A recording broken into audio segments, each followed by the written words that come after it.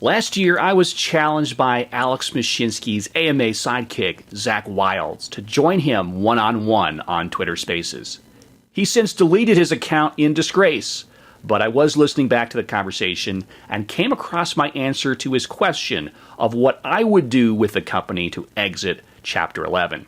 Somehow, even a whole year later, my answer is still relevant to where we currently are, which is actually kind of alarming. But I thought I would share the excerpts with you and get your take. How would you like it to be handled? If we wanted Cam's way of handling this starting tomorrow, how would you handle the situation? I see Celsius as essentially a crypto financial services company, and I judge financial services company based on their financial performance. And I see a huge hole. I've worked at some startups before, and the fact is most startups fail, and you can fail gracefully or you can make your investors and stakeholders suffer. I look at the situation we're in and it feels like Celsius has failed and they're not failing gracefully. But what I would have done is, first of all, look at the solvency situation and make sure to protect customers that entrusted me with their life savings and retirement. But I mean, I'm not saying what would you have done to prevent the situation. I would say, what would you do starting tomorrow, given our current situation? Sure. I'll start in this train of thought and I'll jump to yours because obviously we didn't do that. But I would have wanted to just manage the solvency really carefully. So maybe create a worst case scenario where it's like, oh, the market's really turning against us. I can't support all claims based on the projections I have. Like I'd have a risk model. And as soon as I thought I can't meet my obligations to customers, I would have frozen it. And then maybe you socialize 10% losses. And, if I lost 10%, it sucks. But in the end of the day, I'm willing to take that lump. Like anybody would kill for a 10% loss today. So we can agree like that didn't happen. And it could be based on a variety of different things, from nefarious to just not seeing the situation or not being willing to accept the L and trying to keep fighting. That didn't happen, so I can jump to what do we do once they file for bankruptcy. I would still say the core business of Earn didn't generate, I think they've accepted this in the court filings. Like they've said that they were running at losses for the Earn program. So we have some profitability for the loans, but it was outweighed by billions of dollars of people putting their money in Earn, which actually, this is a bit of an aside, but in the bankruptcy case, I stumbled upon the fact, it was disclosed to some degree, but Voyager had a Celsius Earn account, which is funny because I had a Voyager account thinking I was diversifying. Right. Meanwhile, they're YOLOing into Celsius. Yes. So at one point, they held a substantial amount of assets. Exactly. So they pulled like a few million off in the SOFA report, but because they used the same wallet, I was able to trace $100 million withdrawal in March.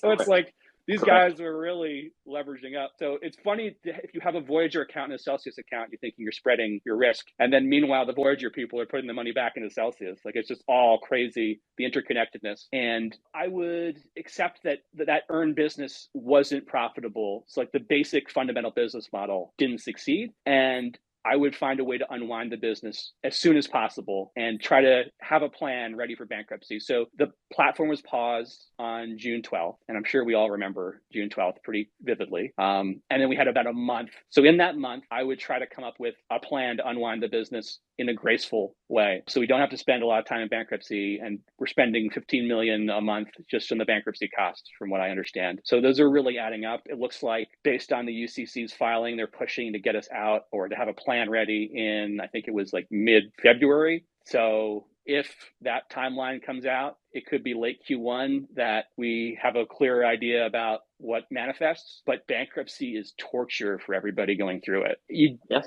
I have a newfound appreciation for how terrible, like I like Judge Glenn. I actually like the attorneys that are on both sides. Like I had a chance to meet some of them at depositions. They're all nice people, but it's like they're spending a whole lot of our money though. They better at least be nice. It's like they're really nice, but they're kind of like wolves. And you might like a wolf, but it's still going to eat you. And they're eating us up. So it's a newfound appreciation for how terrible the process is. Plus, they don't really know how to deal with crypto. So it's just bad overall. To me, I would have wanted to come to bankruptcy court, not to figure it out then, but to have a plan on day one and be like, okay, we're going to unwind what we have left. We have a situation where we have a bunch of illiquid assets. The mining company. I mean, obviously, if you can justify it being profitable. If I could interject that, I believe that's exactly what happened when they paused.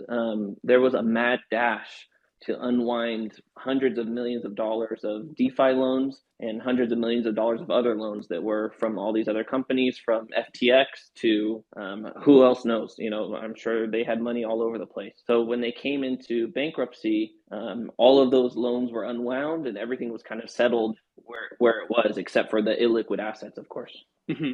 Yeah, so they were doing a lot of unwinding. So I suppose it's hard to look at that situation because it was before bankruptcy. We don't really have a lot of insight. Like we could see the DeFi loan obligations being paid off. One of the things I wonder to what degree were the liquid assets protecting us, because it felt like they were willing to just let like all the liquidity drain until they had no choice but to close the platform. Like they really didn't want to close the platform until there just were no funds left to fulfill deposits. And you can see that based on, I done an analysis of the withdrawals and deposits. I focused particularly on June 12th, the last day before the pause. Right. And you can see on the blockchain all these deposits flowing into people's, they call it a bridge wallet. I call it a personalized deposit address. And then it gets moved along into the omnibus wallet, which for Ethereum network is wallet number 5. And on that June 12th, you can see there's 9 transactions. They're a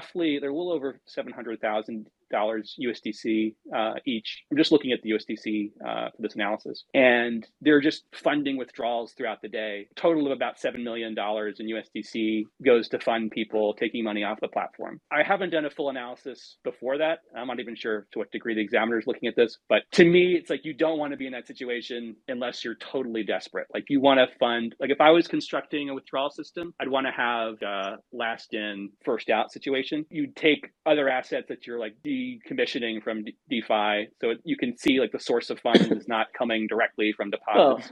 Sure, but at the end of the day, it's the same result, right? You're using they were balancing their liquidity on transfers in and transfers out, and at the end result of that was person A was transferring in $1,000, and then that was being just sent right out the door to person B who was withdrawing $5,000. Yeah, because the liquidity inside the company is fungible, right? You're not getting your own individual coins back. You're just getting an amount of coin back in whatever asset you deposited. And that's like the same thing, like Celsius used our coins to buy these assets. And when they bought them, you were expecting your Bitcoin back. You weren't expecting a share of whatever. So eventually they were going to have to sell that and then return it to you in the liability that they had on your account. But again, going to given where we are today, unfortunately can't change the past. A ton of mistakes were made, hurt a lot of people. But given where we're at today, in your opinion, how would you move forward and how would you handle the situation? So it does come down a lot to the mining consideration because it's such a cash burner, and yet there's a lot of opinions on both sides where people today, even with the revenue numbers of the taking in 10 million with 25 million in expenses, even with those numbers on paper, it's being called profitable if you're excluding certain expenses. So it's inherently divisive because the operations report tells that story with the numbers, and yet the CEO, chief restructuring officer, is saying that it's profitable if you exclude the build out expenses. So if you look at it as this is something you want to commit to, then I think you need to come up with financing to support it that ideally is not going to be from customer assets. And that is challenging in this environment. But you would need to find enough financing such that you're confident you can get through what I'd called earlier the mining die-off, where you have this high hash rate, high difficulty level, and like miners from the 10Q statements I've been reading, they're all losing money in terms of what they're disclosing. So respectfully, given our current situation, would you go for financing and keep the mining business, or would you prefer to sell it, or would you use customer funds? Like, how would you handle the situation going forward? Yeah, I would try to sell it and cut my losses just based on the way I'm looking at it. And it's tough because I would look at just the current mining climate. I don't see how we're not the weakest link just based on our current financing situation. If we raise the financing, we're essentially playing a game of chicken with all the other miners. If we don't raise financing, we're just putting more customer funds towards this business. Now, it's something where I view mining in general as a high capital intensive business with low margins. So you could be profitable to the extent that you're riding the price of Bitcoin To me, like mining is protecting your stack of Bitcoin. Like if we had plus 60,000 Bitcoin instead of missing 60,000, like sure, it makes Sure. sense to have a mining operation and it could help with all the Bitcoin transactions that Celsius was Okay. performing. So on the mining business, you would start the sale process and you'd want to sell the mining business. Would you want to do a similar thing for this other basket of, equities and various non-crypto assets? Yeah, I mean, essentially what I would do is create like a holding company to steward all the illiquid assets. So we'd have to unwind mining. There's, I think, 3 different facilities. You could potentially try to do it piecemeal. And then you would have, I think most of our crypto assets is returnable to customers. We have the issue where there's different allocations of each. So what I would do, I was discussing this with, I think it was Brad, where you could adjust the allocations as necessary. It would be it would take a bit of analysis. You'd probably have to take a snapshot of the market and then just do some adjustment. Right. What do they call that? I know what you're talking about, but I'm just trying to think of the word where you even everything out, right? So yeah, instead of it's probably more it could be a fancy term, but just a rebalance essentially is whatever we want to call it. It is. Yeah, You rebalance everything. Okay. yeah. Yeah, so you'd have that snapshot. You'd want to make sure that nobody's more like roughly we're all taking our lumps just based on what's left. You don't want somebody like one of the issues with like the UCC said that if coins were viewed as customer assets, they could create a situation where some people got like nothing if their coins were missing and people could prove that these were my coins. Like right. To me, like that would be a bad situation. Like I wouldn't right. I don't view that issue of customer ownership as creating that situation. I think the UCC sees it as an administrative headache, and they're like, we just want to say it's all owned by the estate, so we don't have to deal with this. Yeah, it could be. Questions of ownership with crypto are just not a settled matter of law, so they want to just only have one party to deal with. Like that's the way I read it. Yeah. As a customer, I see that and I just get so outraged because it just feels like more control is being wrested from us. So right, of course, nobody wants to view this as Celsius's coins, right? Everyone sees their own coins in this and just wants their money back, of course. But legally speaking, we're in a court of law, so it's everything's ruled by the legal system, not by what's right, wrong, or indifferent. Hopefully, intelligent laws will be created. When a lot of the old fogies in government talk about regulation, they don't really have a good idea for how to do it, and it's probably not good going too far down this road. So you started the liquidation of the Bitcoin mining business. All that money goes back to the estate in cash, and we'll figure out what to do with that later. You hold the other non-crypto assets aside in a trust, for example, and then we get paid out from that trust as time goes on. And then you give everybody back the 50 cents on the dollar in coins that we have today. And then you dissolve the company and move on. Would that roughly describe what your plan would be?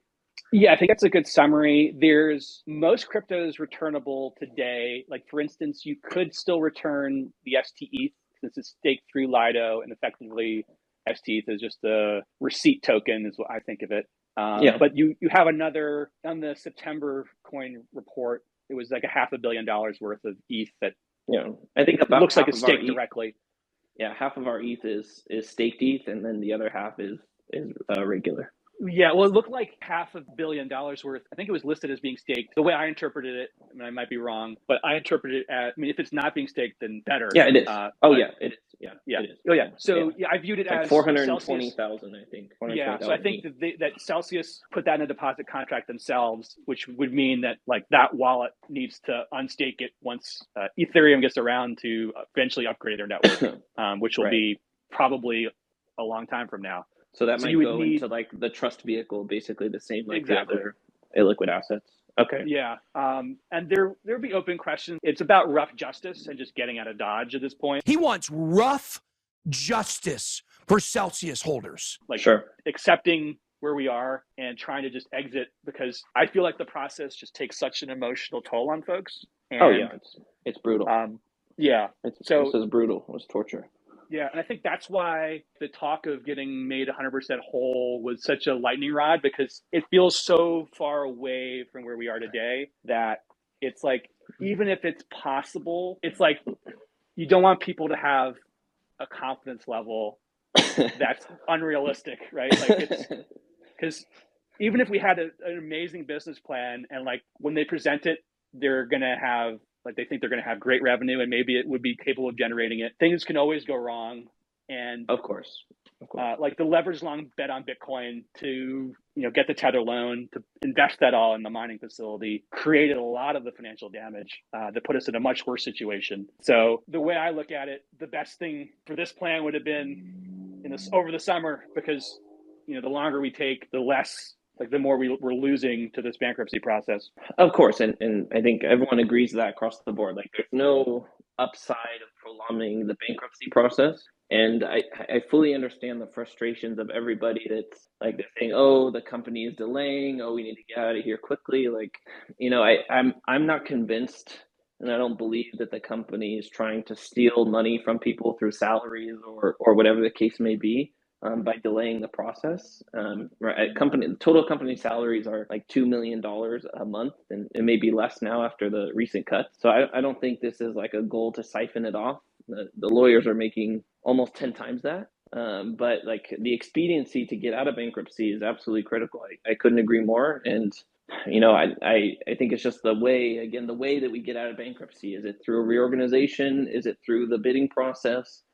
Is it through liquidation? Kind of what you were talking about. I don't know. I don't know how this is going to turn out. We've heard a lot from all sides. We haven't seen a plan yet from the company. I heard today that they intend to file disclosures on the court hearing on Monday and start talking about the plan publicly. But again, we'll see if that happens.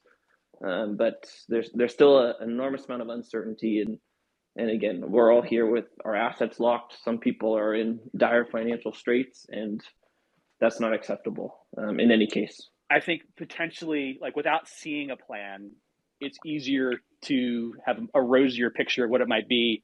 Right. Whereas, like, I'm basing my opinion on the financial performance of what led Celsius here and the current hole in the balance sheet, which paints a bad picture. Yeah, the plan could come out and it could be shit, right? And it could be terrible for us. And then at that point, I would say, hey, listen, this is not the best way to handle things, and I would look at other options at that point.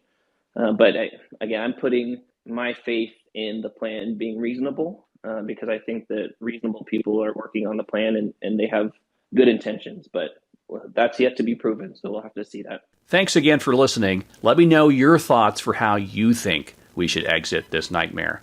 Mike Cagney is submitting his own orderly wind-down bid, but the debtors in the UCC appear to be clinging to this mining co toggle, which is replacing the orderly wind-down, which seems a bit more like a disorderly wind-up to me, but who knows? Distributions, will they happen in January? We should learn a lot more at the December 21st hearing. Until then, I hope you all are weathering these frustrating times in good health. I will see you again soon. Until then, bye-bye.